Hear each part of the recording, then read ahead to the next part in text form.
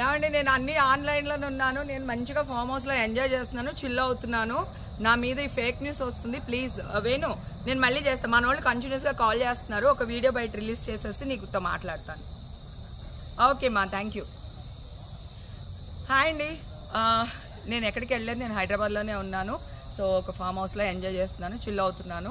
So నా మీద వచ్చే న్యూస్ ఫేక్ న్యూస్. అది అక్కడ మరి ఎవరున్నారో ఏమో నాకు తెలియదు. సో అది ఫేక్ న్యూస్ అండి, అవన్నీ నమ్మొద్దు. ఓకే, ఇది నా ఇల్లేగా, మా ఇంట్లోనే ఉన్నాను, హైదరాబాద్లో ఉన్నాను.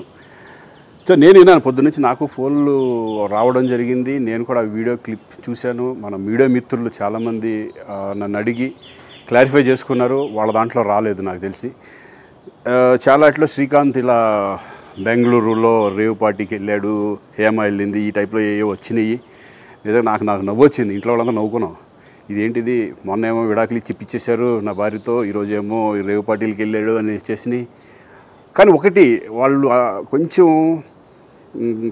తొందరపడ్డంలో ఇది లేదనిపించింది. ఎందుకంటే వాడెవడో, అతను ఎవరో కానీ కొంచెం నాలాగా ఉన్నాడు. వాడు కొంచెం ఇలా కప్పుకొని, అది గెడ్డం ఉంది, బట్ ఇప్పుడు గెడ్డం నాకు లేదు అని, బట్ గెడ్డంతో నేను షాక్ అయ్యాను. ఇదేంటిది నాలాగా ఉన్నాడు ఏంటి అని నేనే షాక్ అయ్యాను. సో దయచేసి ఎవరు నమ్మొద్దు. ఎందుకంటే రేవ్ పార్టీలకి వెళ్ళే కల్చర్ నాది కాదు, పబ్ కల్చర్ మనిషిని కాదు నేను. ఒక్కోసారి బర్త్డే పార్టీలకి వెళ్తాము, ఒకవేళ తెలియకుండా ఏదైనా వెళ్ళినా ఒక హాఫ్ అన్ అవర్ నుండి వచ్చేస్తాను తప్పితే అటువంటి ఏమీ లేదు. రేవ్ పార్టీ ఎలా ఉంటుందో కూడా నాకు తెలియదు. సో దయచేసి ఎవ్వరూ ఈ విషయాన్ని నమ్మొద్దు. హ్యాపీగా నేను హైదరాబాద్లో ఉన్నాను, మా ఇంట్లోనే. ఇప్పుడు మా ఇంట్లో నుంచే నేను ఇది చేస్తున్నాను. సో దయచేసి మీడియా మిత్రులందరికీ కూడా నేను చెప్పేది ఏంటంటే, ఏ విషయం కరెక్ట్గా తెలుసుకోకుండా మీరు కూడా థంబ్నైల్స్ పెట్టేసేసి నా బొమ్మ వేసేసి రేవ్ పార్టీలో పట్టుబడ్డ శ్రీకాంత్ ఈ టైప్లో వేస్తున్నారు. కాబట్టి దయచేసి ఎవరు నమ్మొద్దు. అది అతను అలాగా ఉన్నాడు అనే ఒక విషయంలో మీరు పొరపాటు పడి ఉంటారని నేను అనుకుంటున్నాను. దయచేసి అది నేను కాదు.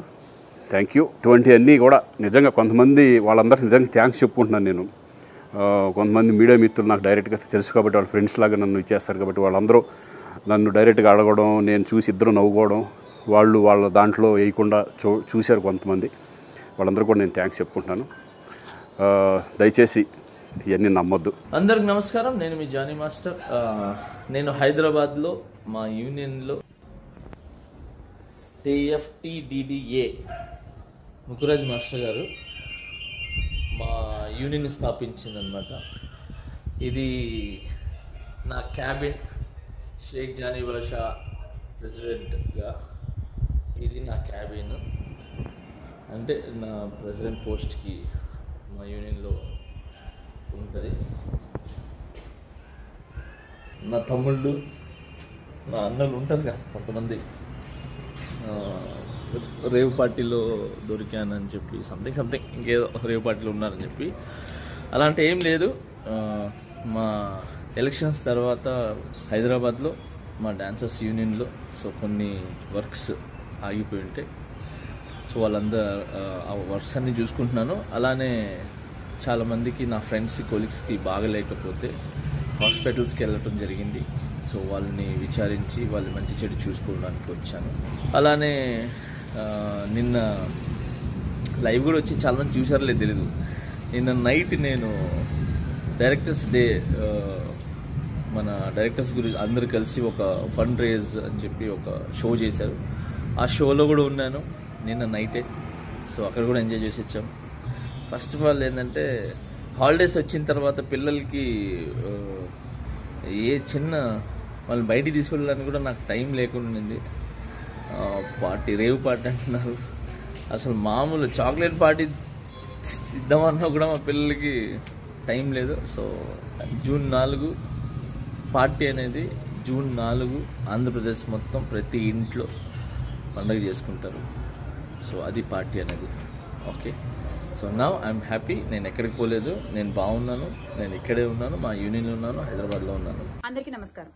బెంగళూరు రేవ్ పార్టీ, అసలు ఆ పార్టీ ఎప్పుడు జరిగిందో, ఎక్కడ జరిగిందో, అక్కడ ఎవరెవరు ఉన్నారో నాకు అసలు ఏమీ తెలియదు. కానీ అందులో నేను కూడా ఉన్నాను అంటే ఒక ఛానల్ నా పైన దుష్ప్రచారం చేస్తున్నారు, అసత్య ప్రచారం చేస్తున్నారు. అంటే ఎంత దిగజారుడు రాజకీయాలు అంటే, ఒక పార్టీతో నేను అనుసంధానమై ఉన్నానన్న విషయం తెలిసి మా పార్టీ మీద, మా మీద బురద జల్లేటువంటి ప్రయత్నంలో భాగంగా వాళ్ళు చేసేటువంటి అసత్య ప్రచారాన్ని ఎంత మాత్రం ఊరుకునే పరిస్థితి లేదు. వాళ్ళ మీద న్యాయపరమైన యాక్షన్ తీసుకోవడం జరిగింది, వాళ్ళ మీద డిఫమేషన్ ఫైల్ చేయడం జరిగింది. సో కానీ జర్నలిస్ట్ అనేవాళ్ళు నిజాన్ని నిర్భయంగా చెప్పగలిగే వాళ్ళు అయి ఉండాలి, అంతేగాని ఇలా అసత్యపు ప్రచారాలు చేసేవాళ్ళు కాదు. దయచేసి మీ అసత్యపు ప్రచారాలతో జర్నలిజం విలువలు తగ్గించొద్దు.